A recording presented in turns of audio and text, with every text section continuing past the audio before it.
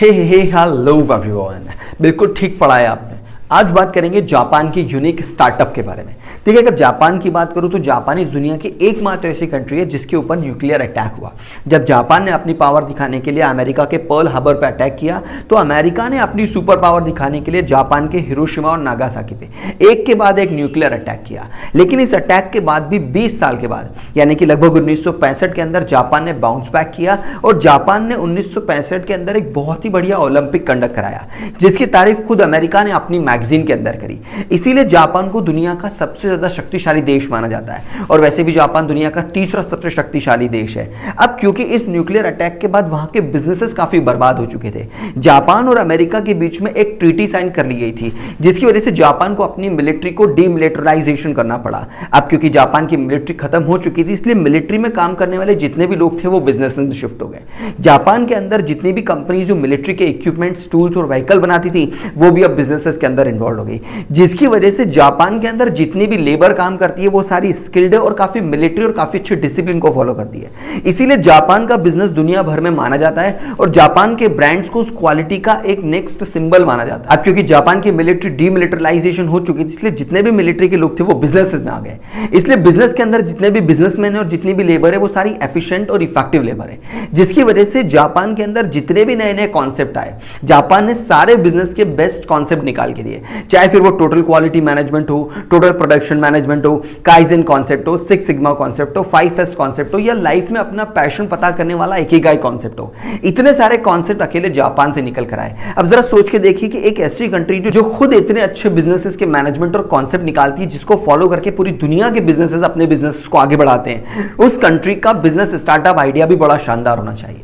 देखिए, स्टार्टअप की बात चली तो स्टार्टअप वो चलते हैं जो सोसाइटी की बर्निंग प्रॉब्लम का सॉल्यूशन बनते हैं। अब सॉल्यूशन बनने के लिए उन्हें होल एंड हुक अप्रोच को फॉलो करना पड़ता है। होल एंड हुक अप्रोच हमें समझाती है कि बिजनेस में कहां होल है और उस होल को एक हुक की तरह कैसे पकड़ा जा सकता है। अब इस होल एंड हुक अप्रोच में सबसे बड़ी प्रॉब्लम थी ई कॉमर्स इंडस्ट्री के अंदर। देखिए, ई कॉमर्स इंडस्ट्री में सबसे बड़ी प्रॉब्लम ये थी कि जो बड़े प्लेयर है जैसे कि अलीबाबा है, अमेजॉन है, फ्लिपकार्ट है, मिंत्रा है, अजियो है, बिग बास्केट है, ग्रोफर्स है, ये जितने भी बड़े ई कॉमर्स के प्लेटफॉर्म है इन्होंने अपने खुद के लॉजिस्टिक्स बना रखे हैं। यानी कि कस्टमर चाहे बल्क में ऑर्डर दे या स्मॉल क्वांटिटी में ऑर्डर दे, ये कस्टमर से ऑर्डर लेते हैं, उनसे कभी मना नहीं करते। और क्योंकि इनके अपने खुद के लॉजिस्टिक हाउस हैं इसलिए लॉजिस्टिक हाउस में उन्हें देकर के ट्रांसपोर्ट करके कस्टमर को पूरी दुनिया भर में कहीं भी प्रोडक्ट सप्लाई कर सकते हैं। इसीलिए ये बिजनेसेस चल रहे हैं और इनकी ई कॉमर्स में काफी अच्छी खासी धमक बनी हुई है। लेकिन ई कॉमर्स इंडस्ट्री के अंदर सबसे बड़ा होल यहां पर आता है कि जो स्मॉल बिजनेसेस हैं, जो नए बिजनेस ई कॉमर्स के अंदर आना चाहते हैं, उन्हें कस्टमर से ऑर्डर तो मिलते हैं लेकिन इस ऑर्डर को दुनिया भर में पूरा करने के लिए या किसी एक कंट्री या स्टेट में पूरा करने के लिए उन्हें लॉजिस्टिक की रिक्वायरमेंट है। अब क्योंकि बिजनेस अपने खुद के लॉजिस्टिक चलाएगा तो उसे काफी कॉस्टली पड़ेगा।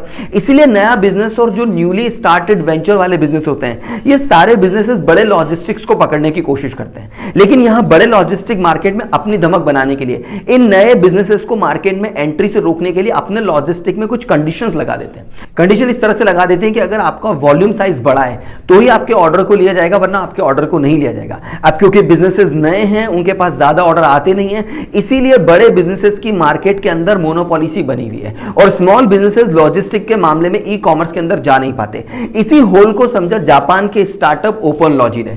ओपनलॉजी ने अपना खुद का एक लॉजिस्टिक प्लेटफॉर्म बनाया। इस लॉजिस्टिक प्लेटफॉर्म पे इन्होंने दोनों तरह के प्लेयर को जोड़ा, जिसमें बड़े प्लेयर भी इन्वॉल्व थे और छोटे प्लेयर भी इन्वॉल्व थे। ये लोग क्या करते थे कि बड़े इंडिविजुअल से ज्यादा बल्क में ऑर्डर खरीदते और उसको दुनिया भर में पहुंचाते, जिसकी वजह से इनका profit margin, cash flow cycle बड़े आराम से चल रहा था। और जो स्मॉल बिजनेसेस से जिन्हें बड़े लॉजिस्टिक से कहीं हेल्प नहीं मिल पा रही थी उन्होंने भी इन्हें अपने साथ जोड़ लिया है। यानी कि ओपनलॉजी पे बड़े बिजनेसेस को जोड़ लिया ताकि इनका कैश फ्लो साइकिल चलता रहे। इन्होंने स्मॉल बिजनेस को भी अपने साथ जोड़ लिया ताकि इनका एक इकोसिस्टम क्रिएट हो जाए। इस तरह से ओपनलॉजी के पास बड़े बिजनेसेस इन्वॉल्व हो गए, छोटे बिजनेसेस स्मॉल हो गए, नए बिजनेसेस इनके साथ इन्वॉल्व हो गए। इस तरह से एक पूरा इकोसिस्टम इनके पास क्रिएट हो गया। इस नए स्टार्टअप वेंचर को काफी अच्छा सराहा गया। याहू ने इसे बेस्ट स्टार्टअप का अवार्ड दिया और 2013 के आते आते $500 मिलियन का फंड ये रेज कर चुका है। अब ये जापान का स्टार्टअप काफी स्पीड से आगे बढ़ रहा है। बहरहाल ये जापान और अमेरिका में तो बहुत अच्छे से काम कर रहा है और काफी जल्दी ये एशियन कंट्रीज को हिट करके इंडिया के अंदर भी आने वाला है। अब कमेंट करके आप मुझे बताइएगा कि इंडिया में अगर इस तरह का एक लॉजिस्टिक हेल्प करने वाला ओपनलॉजी नाम का स्टार्टअप इंडिया में आता है तो इंडिया के ई कॉमर्स प्लेयर पे इसका क्या फर्क पड़ेगा या इंडिया के लॉजिस्टिक्स पे इसका क्या फर्क पड़ेगा।